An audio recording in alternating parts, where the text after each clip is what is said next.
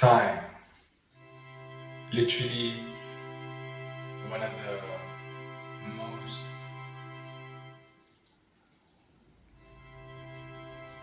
I can say fundamental dynamics of our current civilization, how everything is very time sensitive. You've got operating hours, people set dates. Then, of course, our own personal time. This is my time right now.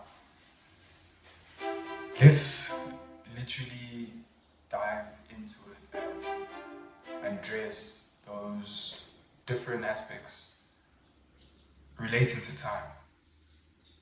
Of course, the time it takes for me to make this video and the time actually that the video is are two different things.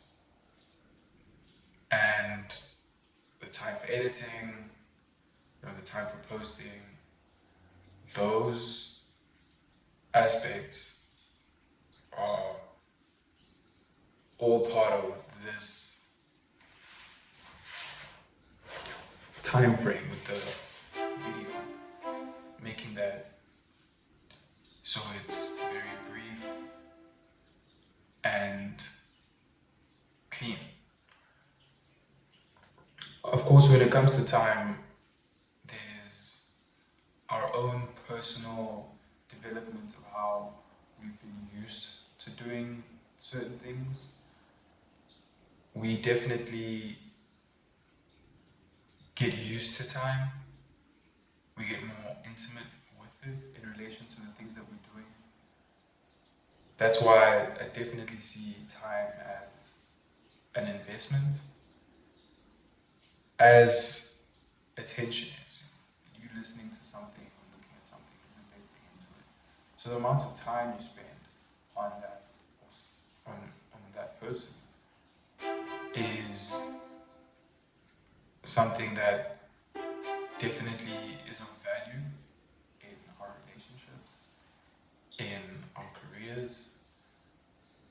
So how to optimize how we use our time is one of those key areas that are measurable. We measure time. We measure it through, of course, mechanical means such as clocks. And then we also have our internal body clocks.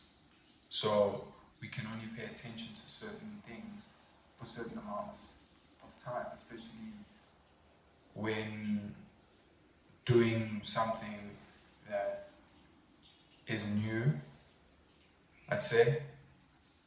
We give it the amount of time that our brains and bodies feels like a tolerable level. That being said, time is a wonderful tool when it is serving you. And what I mean by serving you, I mean definitely deciding what it is that you want to use it for. Time is good for measuring. So knowing how to measure your performance on something, using time helps to optimize and make us more efficient in doing what? The same thing in a certain time frame. Over repetition, we should be able to optimize that same pattern and get it more precise into milliseconds, into centiseconds, depending on how accurate it is that you want to be. For instance, I have a workout program that I do, a calisthenics workout program. Definitely, that deserves to be shared with everybody. Definitely leave a spreadsheet link to that with just the descriptions the routine. So the main thing was me doing that routine in 30 minutes because that's how much I felt was a suitable amount of time I'd like to budget for fitness in my day. Because I used to go to the gym and it would take me a fair amount of time to get to the gym. And then to get back, it was a thing of, I know that I want to work out and the gym has the best workout equipment. So the next goal from there became home gym. So I can optimize that time spent going to gym with actually more gym and then making room for other things in my life, because you still need to do post-workout eating and you still need to make room for other hobbies. So that's what it is. I've been actually investing a lot of time into different hobbies. So being in a controlled setting that allows me to actually pour in 30 minutes there into gym, pour in 90 minutes into work making these videos, recording, editing, search engine optimization. That sort of thing has brought me to where I am now, looking at time as a tool to develop and to get feedback in a controlled environment and how to optimize that. So I can then get deeper into whatever it is that I'm doing. So how I optimize my workouts leads me to be able to make room for more reps within that same amount of time. It allows me to actually maybe have more exercises within that same amount of time, just by me optimizing the time that it takes for me to do that specific thing. Yeah. So of course there's other aspects of it, like your internal body clock. I think we overlook at times because we don't really see it, but we have our own internal perception of time. Whether it's you going to bed at a certain time automatically, because we just get used to a lot of these activities. Our brains, our bodies are very complex and adaptive and self-regulating. So we like patterns, we like rhythm, we like routine. That goes without saying. I usually take a dump around the same time every day. Granted that I keep the same rhythm and flow throughout my day, eating at the same time, taking walks at the same time, then my body also starts putting me in line with that routine. Then sometimes one of those activities might, go off track, or something might come up, but my body will still then try to keep that rhythm and remind me hey man, it's time to take it down. So then we're okay, well, and then I'm grounded. So I think time is very grounding in that sense. Because, for instance, you may be having a conversation with a friend. I have, a few people that I can have conversations with, and we just can keep going, and there's no perception of time within that activity. So it is easy to get,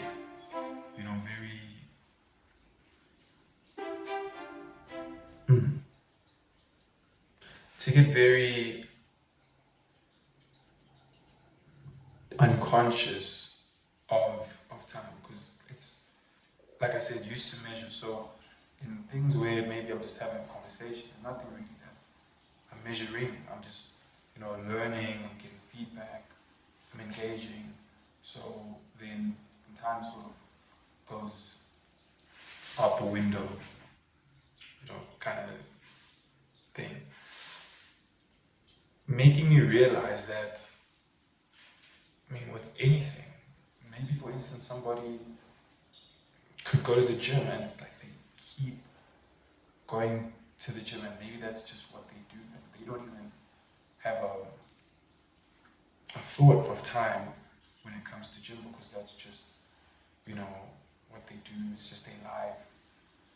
And then it's easy for somebody to get lost in that, instance. It's like going out. And I have this belief that at night, you don't really have a perception of time, especially if you're just having fun, having a conversation, having a couple of drinks. Because, if you're not really measuring anything, then it goes, very loose. It's very loose. It becomes irrelevant to some extent. So, when you have a goal though, you put it in time to get feedback that you need from it to optimize what you need. I definitely feel like time is good for optimization. And then when you actually have identified how long it could take me to do something, then you know that, okay, how much more could I be doing with that same amount of time? If the goal then is to do more of that thing because you love to do it so much. So it can also arise, that whole timekeeping thing, because of the love of life, to be able to do more, with what is given, that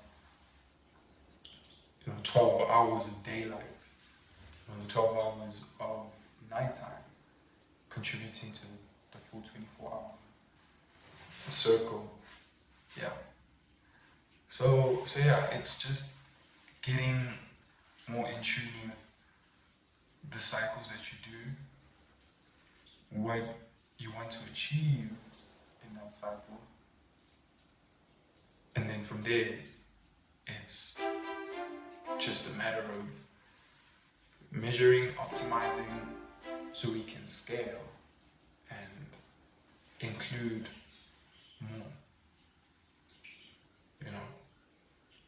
Measuring how much time you spend with somebody and how much time you're willing to spend with somebody. Maybe you realize that, okay, after about let's say 2 hours with this person, you start to feel a bit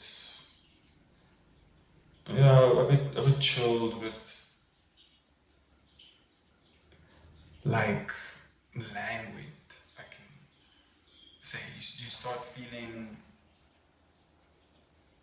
like your attention was a bit sharper when it started. So it's like noticing when that attention goes from really focused to maybe becoming less focused.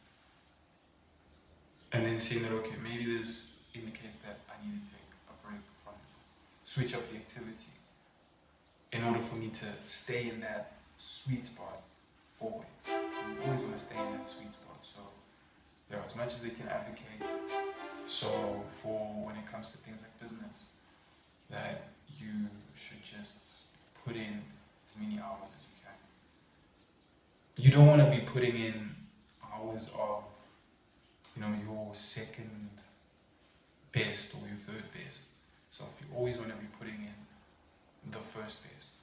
So realizing how much time you have with that given person or that thing in your most sharp, your most clear, your most attentive. Then at that point where it may feel like now it's going into a more, you can say, secondary type of attention, then you switch up the activities to keep ourselves engaged, to keep ourselves stimulated. And then we revisit that same conversation or that person or that task when we're at our peak now, when we've given ourselves the time to relax, because it's time to do, and it's time to relax, and the time to relax, rest, digest, gives us the strength to do even more. And then, we draw back, learn, reflect, take notes, adjust, gather the strength, rest, digest, energize. Then it's even a bigger wave like that, So instead of you just doing,